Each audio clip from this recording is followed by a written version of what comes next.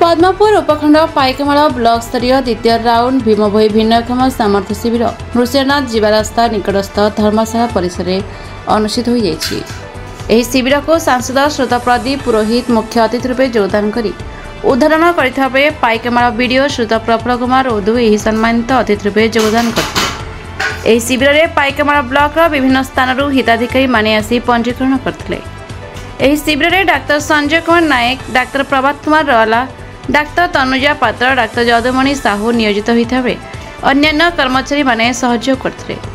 चरण बाधित 64, दृष्टिबाधित 27, श्रवण बाधित 51, मानसिक अनग्रसर 33, भेषज 14, सहायता उपकरण 30, बस पास 30, राष्ट्रीय वयश्री योजना 102 जन हिताधिकारी माने चिन्हट होते। शिविर को सामाजिक सुरक्षा अधिकारी श्री संजय कुमार साहा परिचालन करते। बरगढ़ प्रसन्न महानंद का report, the Republic Odisha 24 news.